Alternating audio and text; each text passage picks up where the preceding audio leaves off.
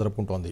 60 ఏళ్లుగా రైతులకు సమాచారం అందిస్తూ వారికి అవసరమైన సూచనలు ఇస్తూ అధిక దిగుబడులు జయంగా పనిచేస్తోంది.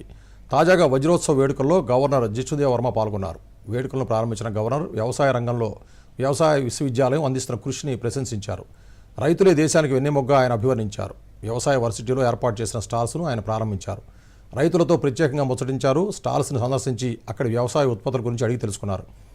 ఈ కార్యక్రమంలో వైస్ ఛాన్సలర్ అల్దాస్ జానయ్య, వ్యవసాయ శాఖ మంత్రి తుమ్మల నాగేశ్వరరావు, వ్యవసాయ రైతు సంక్షేమ కమిషన్ చైర్మన్ కోదండరెడ్డి తదితరులు పాల్గొన్నారు.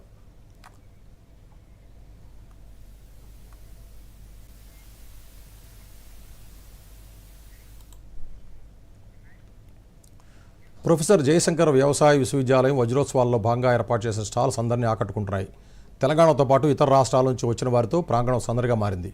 రైతులకు కొత్త సాంకేతికతపై అవగాహన కల్పించే దిశలో పలు స్టాళ్లు ఏర్పాటు చేశారు. ఈ స్టాల్స్లో రైతులకు ఉపయోగపడే పలు సాంకేతిక పరికరాలు ప్రదర్శించారు. వజ్రోత్సవాల్లో పాల్గొన్న పలువురు ఆదర్శ రైతులు ఆధునిక సాంకేతిక అంశాలపై నిపుణుల సలహాలు అడిగి తెలుసుకున్నారు. ఈ సందర్భంగా వర్సిటీ ప్రొఫెసర్ వేణుగోపాల్ రెడ్డి మాట్లాడుతూ 1966లో ప్రారంభమైన వర్సిటీ అప్పటి నుంచి నేటి వరకు అనేక అంశాల్లో రైతులకు అవగాహన కల్పిస్తోందన్నారు. రాబోయే రోజుల్లో వ్యవసాయంలో రోబోటిక్ వ్యవస్థను ప్రవేశపెట్టేందుకు కృషి చేస్తున్నామని చెప్పారు.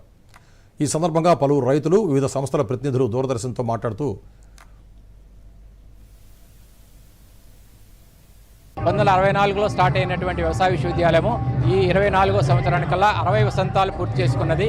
సో ఈ 60 సంవత్సరాలు పూర్తి చేసుకున్నటువంటి సందర్భంగా మన యూనివర్సిటీ సాధించినటువంటి ప్రగతిని ఇక్కడ ఉన్నటువంటి రైతాంగాన్ని అలాగే ఇతర ప్రజలకి తెలియజేయాలనేటువంటి ఉద్దేశంతో ఈ 2 రోజులు, ఈరోజు రేపు ఇక్కడ మనం వజ్రోత్సవాలు జరుపుకుంటున్నాము.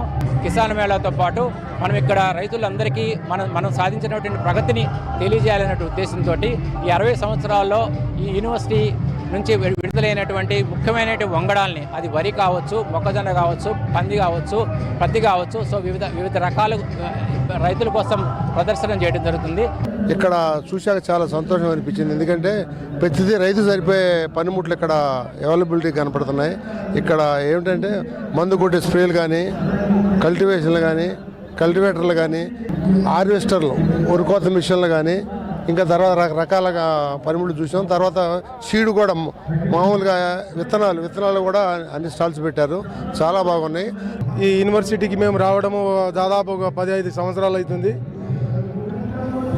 మరి అప్పటి నుంచి మాకు అగ్రికల్చర్ వాళ్ళు కానీ, యూనివర్సిటీ కోఆర్డినేటర్స్ కానీ వాళ్ళు మాకు మోటివేషన్ చేస్తున్నారు. కాబట్టి ఒక ఎకర్కు 25 క్వింటాలు, 28 క్వింటాలు మేము పండియగలుగుతున్నాము. దీనివల్ల కొంచెము రైతులకు ప్రతి దాని గురించి, మన ఆయిల్ ఫామ్ గురించి కానీ, విత్తన సీడ్స్ గురించి కానీ, ఇంకేమైనా ఉంటే కూడా అవగాహన కోసం ఇది ఏర్పాటు చేసింది బాగానే ఉన్నదని నేను కోరుకొని ముగిస్తున్నాను. సో మేము మ్యానుఫ్యాక్చరింగ్ చేస్తాము డ్రోన్స్. మన దగ్గర ఏంటంటే ఒక 4 నుంచి 5 రకాల డ్రోన్లు ఉన్నాయి.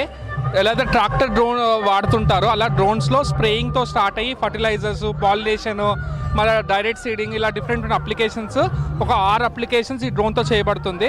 మనకి నెక్స్ట్ 2-3 సంవత్సరాల్లో ఒక 10,000 మంది కొత్త ఉద్యోగాలు ఈ డ్రోన్ తోటి, డ్రోన్ పైలట్, డ్రోన్ రిపేర్ వీటిలో రాబోతున్నారు తెలంగాణలో.